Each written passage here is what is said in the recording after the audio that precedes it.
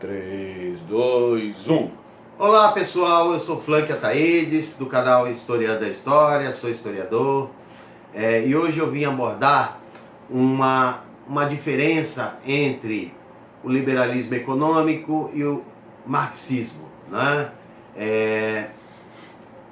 Até porque, né, tanto Marx como Adam Smith, embora filósofos, eles vão estar dedicados à construção de observações da política econômica desenvolvida na época do nascimento da Revolução Industrial. Adam Smith diz que é contemporâneo de Karl Marx, mas que vive no século XVIII, pois nasceu em 1723 e morreu em 1790, em Edimburgo, na Inglaterra, e Marx nasce no século seguinte. Adam Smith diz que o capitalismo, e aí ele admite no seu livro A Riqueza das Nações, que o trabalhador já é explorado, né? Mas ele crê, com as observações e com o desenvolvimento do capitalismo, haveria uma tendência de queda das desigualdades sociais e também da exploração da classe trabalhadora. Mais tarde, essa mesma defesa de Adam Smith vai ser feita por David Ricardo, que a gente não vai levantar muito David Ricardo, até porque Adam Smith precede a ele e é mais importante no liberalismo econômico. Karl Marx, pelo contrário, ou ao contrário, Karl Marx nasce já no século XIX. Ele nasce em abril de 1818 na Alemanha e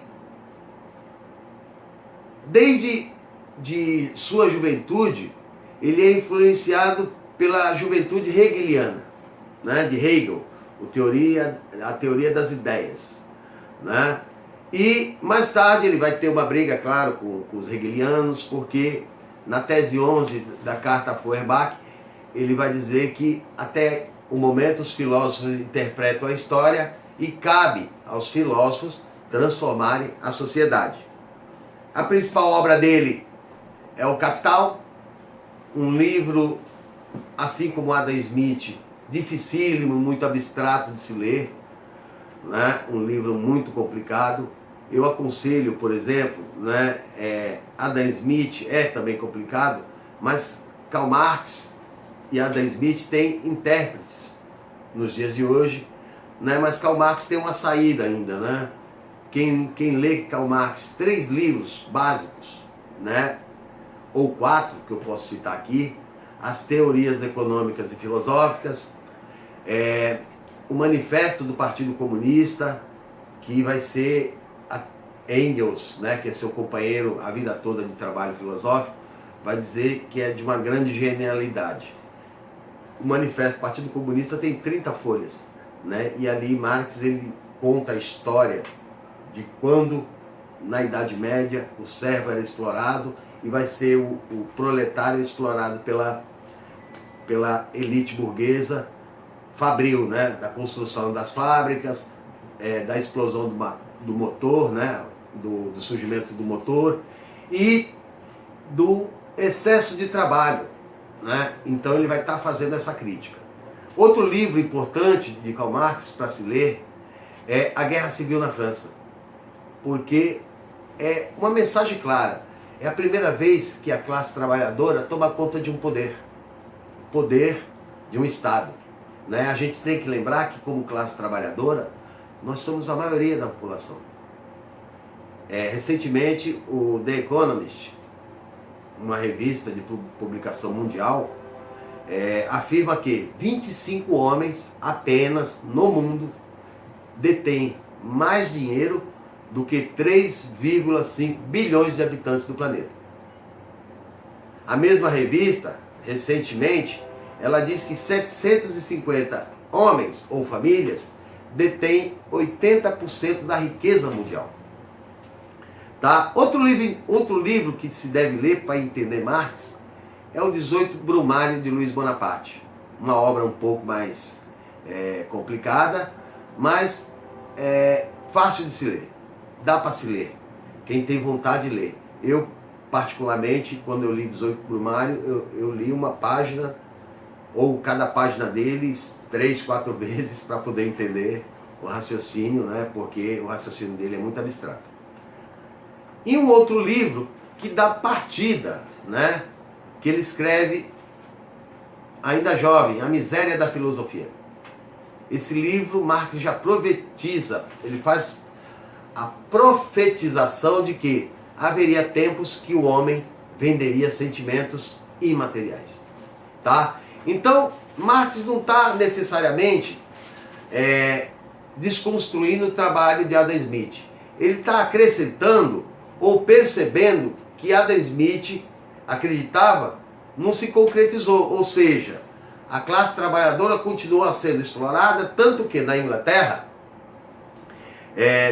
do começo do século XVIII, XIX, aliás, do final do século XIX, XVIII e XIX, vai estar extremamente carregada de habitantes expulsos do campo e que dá o poder da burguesia, né, da elite fabril, contratar o trabalhador por um salário tão pequeno que era simplesmente para ele sustentar seus filhos. Ou seja, dá início aí a palavra chamada proletariado, que significa a prole, os filhos. Então o salário que o trabalhador recebia era mais baixo do que o possível para se viver com dignidade. Alguns historiadores, como Eric Hobsbawm, vai dizer que o escravo vivia de forma melhor, inclusive, que o trabalhador na Revolução Industrial. Porque o senhor de engenho, né, ele tinha a responsabilidade, porque comprava o escravo, de mantê-lo vivo, e para mantê-lo vivo ele tinha que alimentar, né, ser bem alimentado, né, tratar de possíveis doenças. Já na Revolução Industrial, pelo excesso de mão de obra, o burguês industrial não tinha essa obrigação. Então o trabalhador ficava doente e substituía-se por outro. E um fato interessante, 20% ou de 20 a 25% da classe trabalhadora tinha idades entre 8 e 12 anos, que trabalhavam 18 horas por dia, de 12 a 18 horas por dia, sem direito à alimentação, sem direito a final de semana, sem direito a, inclusive, ir ao banheiro, né, e fazer suas necessidades fisiológicas, porque poderia ser castigada. E Marx vai fazer essas críticas, né, dessa exploração da classe trabalhadora, e é graças, né, a esse acréscimo, né, na obra de Adam Smith, porque ele consulta muito Adam Smith, ele lê muito David Ricardo, ele lê os principais economistas, teóricos da economia ingleses, quando ele é exilado, né, da Alemanha. Ele é alemão, mas por ser defensor da classe trabalhadora, e aqui está um livro em que ele inicia essa luta pela classe trabalhadora. Ai, caiu aqui tudo, meu Deus do céu. Me perdoem, mas... Eu vou editar isso aí. Esse livro, Os Despossuídos, tá? Aqui ele está fazendo uma acusação contra a elite que tenta tirar a subsistência dos trabalhadores mais pobres do campo na Alemanha, proibindo deles trabalharem na exploração da madeira. Veja que contrassenso, né? Hoje no Brasil, o grande explorador de madeira é o grileiro de terra, né?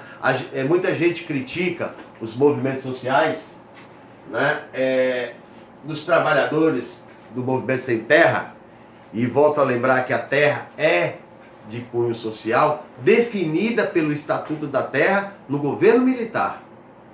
Esse livro aqui, Partido da Terra, ele mostra como a classe política, ela sorrateiramente, ela rouba terras públicas, legaliza-se e chama sem terra, que são os pobres da terra, né? São os miseráveis que precisam de oportunidade de plantar, chamam eles de bandidos, safados, ladrões e recentemente até de terroristas, né? Nada mais é do que pessoas desprestigiadas pelo Estado, pela sociedade e muitas vezes vítimas, né, da falta de entendimento da própria sociedade, né? No próximo episódio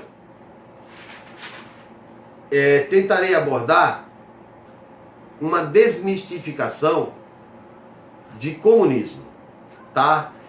Até em contrapartida, né? Até combatendo um vídeo assistido por mim de Kim Kataguiri, né? Que afirma que Marx estava presente na Segunda Guerra Mundial, na Primeira Guerra Mundial, que começou em 1914. E ele morreu em 1883.